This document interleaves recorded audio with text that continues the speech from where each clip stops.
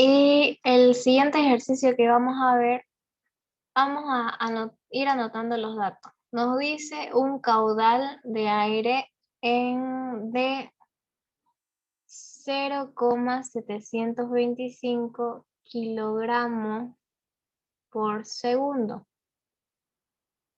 Kilogramos nosotros sabemos que es unidad de masa. Ahora, si nos dice sobre segundo, o sea, sobre unidad de tiempo, puede ser minutos, puede ser horas, se refiere a un flujo y se le tiene que poner el puntito. Si no tiene el puntito y dice kilogramos sobre segundo, de por sí ya cualquier ingeniero te pone mal. Dice que un caudal de aire a través de 0,725 kilogramos segundo a presión de 3,2 kilogramos fuerza sobre centímetro cuadrado y temperatura de 37,8 grados centígrados. Ya. Vamos a suponer que aquí va a ser el estado 1 y aquí va a ser el estado 2. Aquí es la entrada y aquí es la salida. Entonces, me dice que la presión 1 es de 3,2 kilogramos fuerza sobre centímetro cuadrado y temperatura 1, 37,8 grados centígrados. Cuando me dice que está aislada, significa que es un recipiente que no hace intercambio con el exterior. O sea, es cierto que aquí va a fluir el fluido, va a entrar por acá, va a salir por acá, pero en el dispositivo no va a haber cambio de temperatura. A eso se refiere esta palabrita aislada. Y cuando no hay cambio de temperatura, significa que delta Q va a ser igual a 0. O sea, adiabático. Y para expresarlo gráficamente, se le pone unas rayitas aquí. Y esas rayitas ya me indican gráficamente que es un proceso adiabático, o sea, este dispositivo está aislado y no va a permitir intercambio de calor con su medio.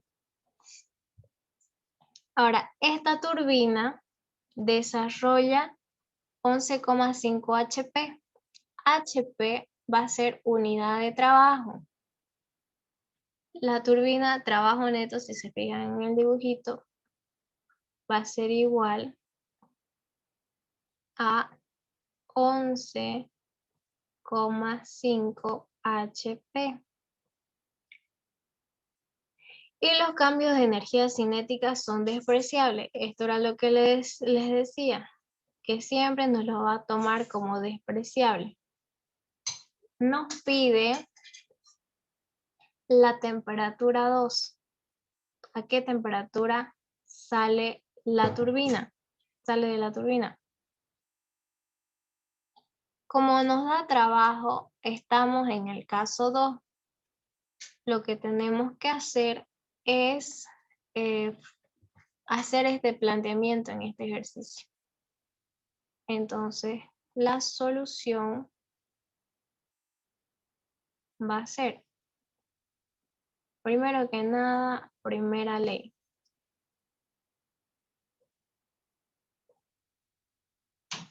¿Qué nos dice la primera ley? Calor menos trabajo va a ser igual a la diferencia de entalpía más la diferencia de energía cinética más la diferencia de energía potencial. Q0, entonces, adiabático, se simplifica, esto es despreciable y esto ni me lo menciona. Entonces, me queda decir que menos el trabajo va a ser igual a la diferencia de entalpía. ¿Pero a qué equivale la diferencia de entalpías? Como les decía hace rato, H va a ser igual a CP por T. O en su caso delta H va a ser igual a CP por delta T, que sería T2 menos T1. Y voy a escribir lo último. CP va a ser igual a delta T, T2 menos T1. De ahí, como esto me lo da en flujo, Una consulta. ¿sí? Hola. Hay, por ejemplo, es que no escucho. Hola, Sí, sí, escucho. hola. Ya. Ahí, ¿cómo sabemos? O sea, sí nos dice que la energía cinética es despreciable y el de energía potencial. Cuando hablamos de energía cinética, se refiere a movimiento. O sea, la turbina va a tener un movimiento y va a pasar, cuando pasa el fluido, va a haber un movimiento del fluido y así va a ser. Ahora, la energía potencial decía que si vos tenés una diferencia de altura, por ejemplo, aquí el nivel 0 y aquí tenés 10 metros. A esto, o sea, si estuviera acá y te pidiera considerarlo acá, con referencia a esto de acá, ahí hay una energía potencial. Cuando hay altura, Ah, ya, cuando ahora sí. hay dato de altura, vas a considerar energía potencial. Ya, gracias. Ya, ahora, vamos acá. Lo siguiente es multiplicar el flujo másico a cada lado para que mi trabajo en minúscula se convierta en trabajo en mayúscula. Y vamos a dejar lo otro. Flujo másico CP T2 menos T1. Haciendo el despeje tengo T2 menos T1 igual a menos W sobre el flujo másico por CP. Ahora me dice esto, despejo la temperatura 2, que es lo que me pide. La temperatura 1 pasa al otro lado, menos W flujo másico CP. Y ahora tenemos el trabajo, tenemos la temperatura 1 de acá, tenemos el flujo másico y lo que nos falta es CP. Este dato, si es que no lo diera el ingeniero, porque generalmente lo da, lo hallamos de tabla. Ahorita no las tengo en digital, pero les voy a dar el dato que me dice que el CP del aire lo voy a escribir con este color, CP del aire es igual a 0,24 kilocalorías por kilogramo por grado Kelvin. Ya. Ahora necesitamos reemplazar. Pero otra consideración que debemos hacer en este ejercicio, que para la fórmula lo vamos a sacar este dato de acá convertido a grado Kelvin. Sería aumentarle al 37.8 más 273.15 más 273,15 va a ser igual a 310,85 y ya lo hemos convertido en grado Kelvin. Aquí sí vamos a reemplazarlo para que nos quede espacio. La temperatura 2 va a ser igual a los 310,85 grado Kelvin menos el trabajo me lo va a dar, me lo está dando en HP. Entonces tengo que hallar conversiones porque necesito simplificar unidades. HP. Y es bueno que vayan anotando así como que en una hojita todas las conversiones que utilicen el ingeniero. En este caso, yo puedo decir que un HP equivale a 0,746 kilovatios. De ahí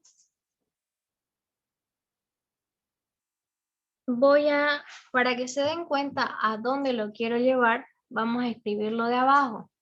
El flujo másico es igual a 0,725 kilogramos sobre segundo por el CP está 0,24 kilocalorías sobre kilogramo grado Kelvin. Ahora, como esto es temperatura, y se fijan, tengo que restar temperatura con temperatura, no temperatura con kilocaloría. Entonces, tengo que ir simplificando. Aquí se me va a ir esto de acá, kilogramo con kilogramo.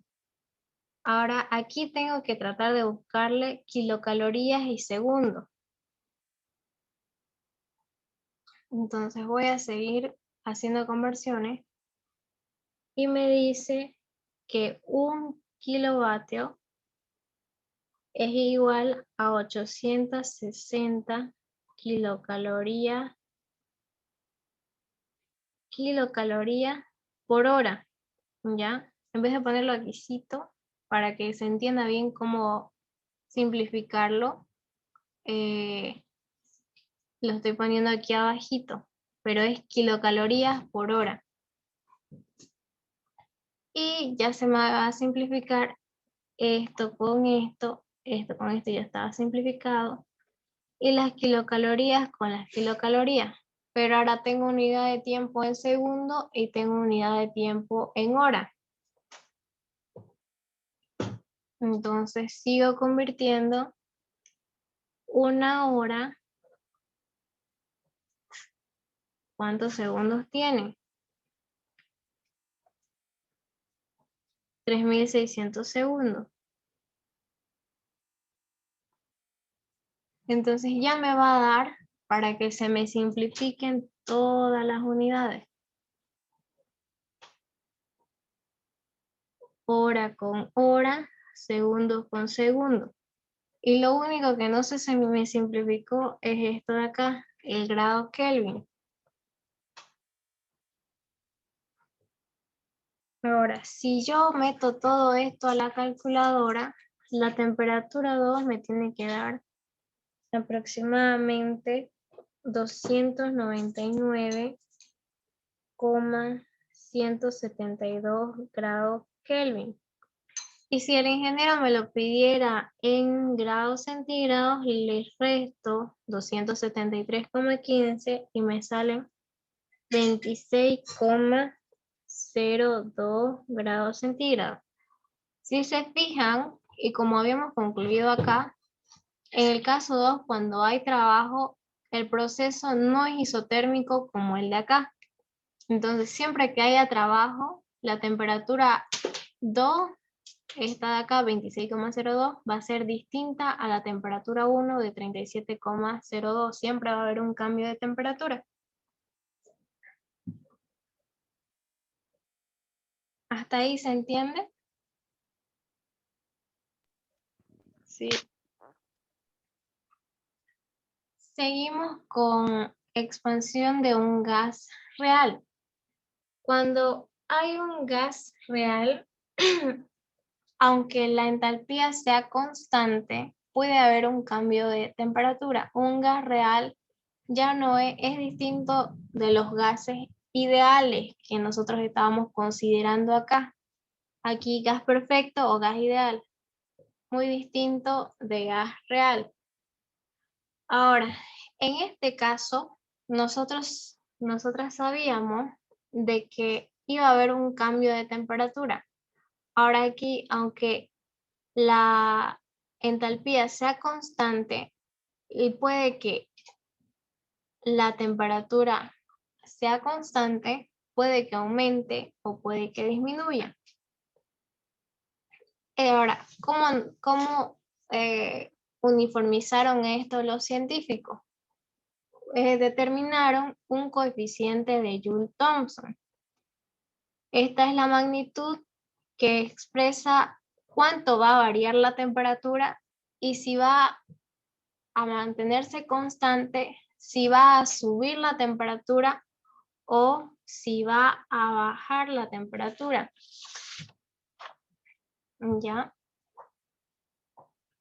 Y así es como se nombra el coeficiente de Joule-Thomson. Es este de acá. ¿Qué significa la parte superior? La parte superior sería la diferencia de temperatura y la parte inferior sería la diferencia de presiones. Ahora, la diferencia de temperatura va a ser igual. Ahora, sin olvidarnos de que esta H significa que es a entalpía constante. Recuerden que primero hablábamos de entalpía constante que puede variar o no la temperatura. Y sería diferencia de temperatura entre diferencia de presión a entalpía constante. La diferencia de temperatura es T2 menos T1. La diferencia de presiones va a ser P2 menos P1 a entalpía constante. Siempre que hay una expansión, la presión 1, por así decirle, va a ser de 100 y la presión 2 va a ser de 10. ¿Qué significa esto? Que la presión 2 va a ser siempre menor que la presión 1. Entonces, si la presión 1 es mayor, aquí lo que siempre va a dar como resultado de esta diferencia, la presión 2 menos la presión 1 va a ser un número negativo. Entonces, esta diferencia va a ser menor que 0. ¿Ya? Es como que en resumidas palabras, vamos a tener que el coeficiente va a ser igual a T2 menos T1. Y como es una diferencia menor que 0, significa que es un número negativo. Ahora, vamos a suponer que la temperatura 2, si la temperatura 2 es mayor que la temperatura 1, quiere decir que hay un calentamiento. O sea, la temperatura está subiendo. Y si 2 es mayor que 1, ¿qué signo va a tener el coeficiente de Joule-Thomson? Arriba tenemos un signo positivo porque 2 va a ser más grande que 1 y el resultado va a ser que tengamos el coeficiente de Joule-Thomson negativo. Si la temperatura 1 es es mayor que la temperatura 2, aquí vamos a tener en el numerador un resultado negativo. Negativo arriba, negativo abajo, se hace positivo el coeficiente de Joule-Thomson. Y si la temperatura 1 es mayor que la temperatura 2, quiere decir que está descendiendo. Entonces, se está enfriando, hay un enfriamiento. Y si ambas temperaturas son iguales, T1 igual a la temperatura 2, quiere decir que es isotérmico, o sea, temperatura constante. Y el coeficiente de Joule-Thomson va a ser igual a 0. Teniendo esas consideraciones, vamos a hacer un ejercicio. Dice que un gas real se expande a entalpía constante. Ya, esto de acá, entalpía constante. Recuerden que el coeficiente de Joule-Thomson es a entalpía constante. Vamos a anotar esos datos. Presión 1, no sé si esto lo hice yo.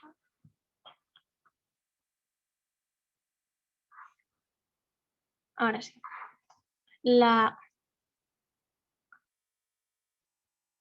Desde la temperatura 1 me la está dando menos 73,3 grados centígrados y la presión 1 me la está dando a 140,6 kilogramos sobre centímetro cuadrado. Me dice hasta la presión 2 de 7 kilogramos fuerza sobre centímetro cuadrado. Como les decía, la presión 1 siempre va a ser mayor a la presión 2 si se está expandiendo. Me da el dato del coeficiente de Joule-Thomson a entalpía constante y vale más 0,197 grados centígrados por kilogramo sobre centímetro cuadrado. Entonces, porque si se fijan, arriba tiene unidad de temperatura y abajo tiene unidad de presión. Ahora, es positivo. Entonces, cuando es positivo, quiere decir que hay un enfriamiento. Y la temperatura 1 va a ser mayor a la temperatura 2. O sea, que la temperatura 2 que estamos buscando desde ya tiene que ser menor a esta. Ya, ahora vamos a escribir esto de acá. El coeficiente de Joule-Thomson va a ser igual a delta T, que lo vamos a escribir directo, T2 menos T1 sobre P2 menos P1. De aquí debemos despejar la temperatura 2. ¿Por qué? Porque me pide esto, la temperatura final, me da esto, me da esto, me da esto y me da esto. Todo esto tenemos. Solamente me falta la temperatura 2. Entonces, despejando tenemos que T2 menos T1 va a ser igual al coeficiente de Joule-Thomson por P2 menos P1. Y la temperatura 2 va a ser igual a temperatura 1 más coeficiente de Joule-Thomson, presión 2 menos presión 1. Entonces la temperatura 2 que estamos hallando va a ser igual a menos 73,3 grados centígrados más el coeficiente es positivo, 0,197 grados centígrados sobre kilogramos fuerza sobre centímetro cuadrado. Por la diferencia de presiones. Presión 2 tengo 7. Menos presión 1 tengo 140,6 kilogramos fuerza sobre centímetro cuadrado. Aquí nos damos cuenta que sí o sí se va a simplificar esto con esto de acá arriba. Ahora, el resultado de acá me va a dar un número negativo. Y si este número negativo con este número negativo, todavía vamos a tener un número más negativo. O sea, va a seguir descendiendo la temperatura y estamos yendo por el camino correcto. Entonces, la T2 va a ser igual a menos 73.3 más, si quieren ponerlo así, 0.197 por 7 menos 140.6. Y me da una diferencia de temperatura, bueno, me da una temperatura 2 de menos 99,61992 grados centígrados. Grados centígrados y grados centígrados se están sumando. Y tenemos correcto que la temperatura 2 es menor todavía que la temperatura 1. ¿Alguna duda de este ejercicio?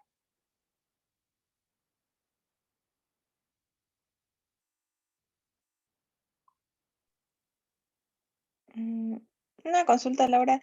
Ahí donde dice, o sea, las presiones, por ejemplo, la presión 2 es 7 kilogramos fuerza por centímetro cuadrado. Ujú. El F no se lo escribe. Se le escribe, pero aquí en el enunciado me lo está dando así.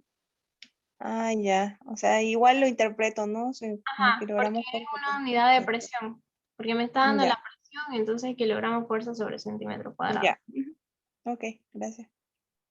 Ya. Entonces vamos a seguir con este ejercicio de acá.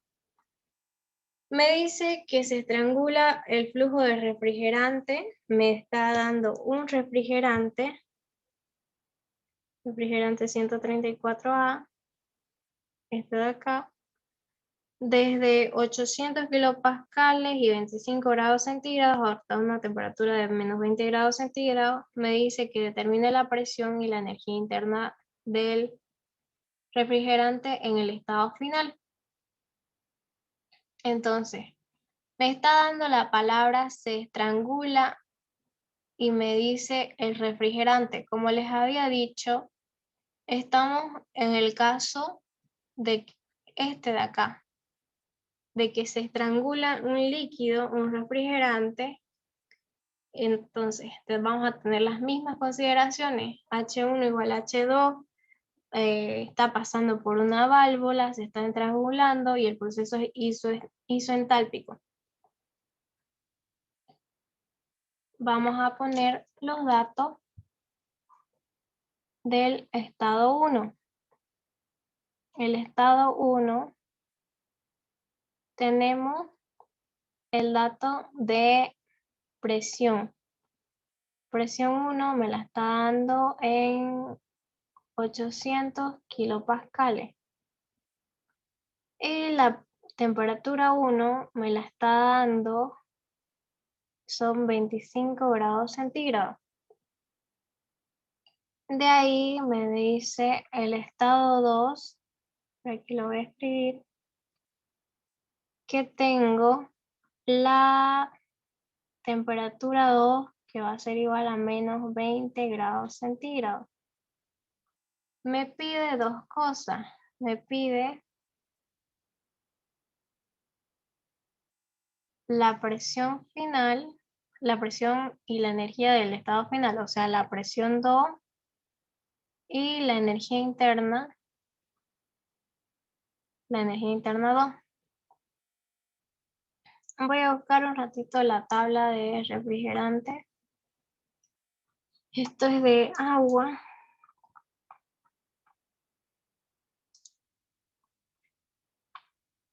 Agua, agua. Esto es hielo. Refrigerante 134A saturado y está en kilopascales. kilopascales y temperatura está en las unidades de grados centígrados, entonces esta tabla me sirve.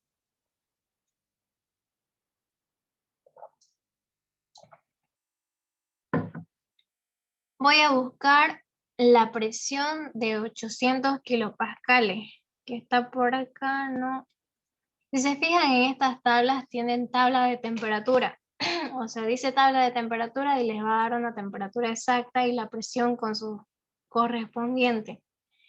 Y más allá debe haber una tabla de presión para trabajar exacta la presión. Entonces me voy y busco 800 kilopascales.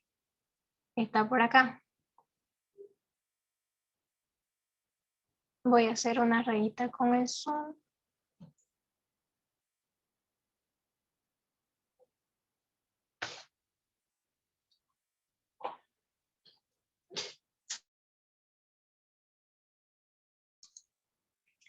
Y a ver, ya, tenemos esto.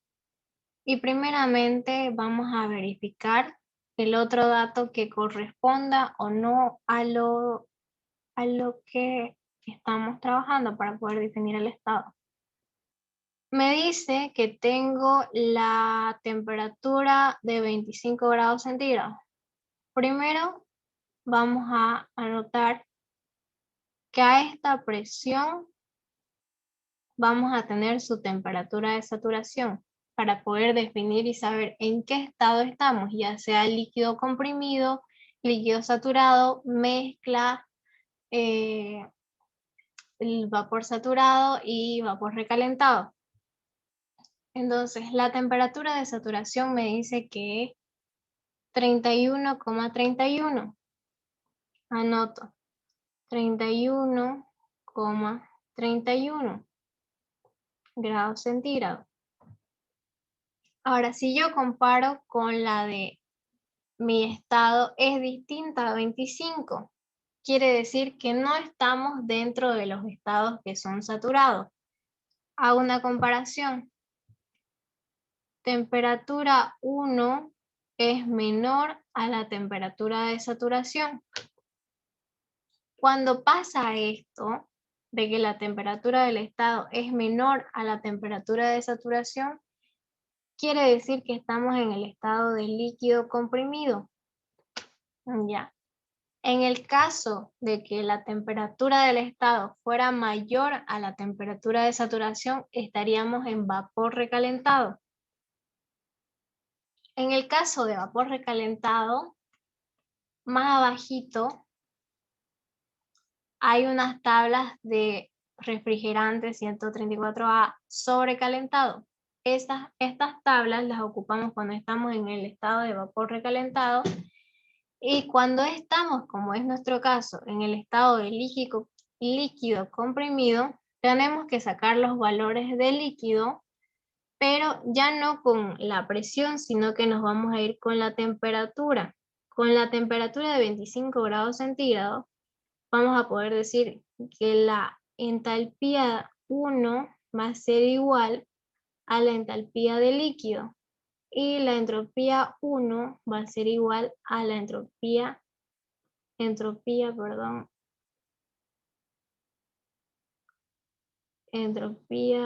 de líquido. Y vamos a buscar esos valores aquí. Como 25 es un dato exacto, no sé si lo vamos a pillar en la tabla de temperatura.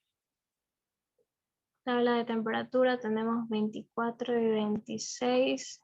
Y a ver en la tabla de presiones, la temperatura de 25 tampoco hay. Entonces lo que debemos hacer es interpolar para ser más exacto. Temperatura 24, 25.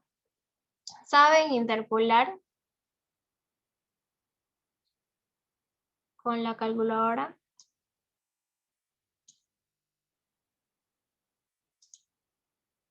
Porque igual hay veces que, más que todo en los exámenes, necesitamos ser exactos. Y yo siempre prefería interpolar.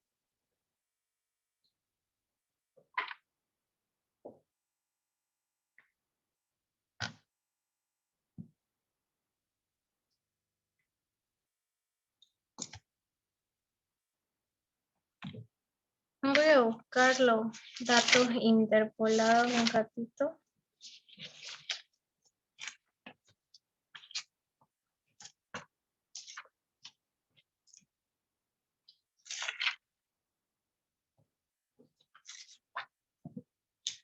Ya. Y los datos interpolados siempre me tienen que dar, digamos, como 24, voy a tomar de referencia los valores de líquido, ¿no? ¿Ves? Aquí está la entalpía de líquido y la entalpía de líquido a 24 y a 26. Entonces, cuando yo interpole estos valores, como 25 está entre 24 y 26, la entalpía de líquido a mí me tiene que salir entre 84.98 y 87.83. Entonces, el valor que yo tengo interpolado es de 86,405. Ahora, como estas tablas tienen diferentes unidades, si se fijan acá, la entalpía está en kilojoule por kilogramo. Kilojoule por kilogramo. Y la entropía me tiene que salir entre 0,31958 y 0,3293. Y en este caso el valor interpolado que tenía era de 0,3305 kilojoule sobre kilogramo. ¿Ya? Y con eso tenemos kilogramos Kelvin. Y con eso tenemos definido el estado 1. Cuando no es líquido saturado, vapor saturado o mezcla, como en este caso que no es eso, es líquido comprimido, el título no se toma en cuenta, no se pone el título. Ahora, para el estado 2, lo que, como estábamos tomando en cuenta que dice se estrangula, vamos a considerar que la entalpía 2 va a ser igual a la entalpía 1. Y hemos calculado que es 86,405 kilojoule sobre kilogramo. Ahora, a esta temperatura de acá, yo me voy a sacar la entalpía de líquido y la entalpía de vapor. Como es este caso, me voy a tabla de temperatura y más arribita debe estar la que yo necesito, de menos 20 grados centígrados. Menos 20 está aquí. Vamos a seleccionar.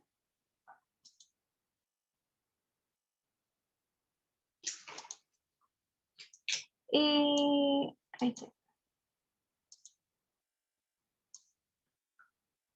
Aquí está la temperatura de menos 20 grados centígrados. Los valores de las entalpías. La entalpía del líquido que le corresponde sería 25,49 y la de vapor 238,41. Entonces tenemos 235. No, creo que no es eso. Es 25, perdón. 25,49 y la otra es 238,41. 238,41 y esto está en kilojoule sobre kilogramo. Como nos damos cuenta, el valor que tenemos de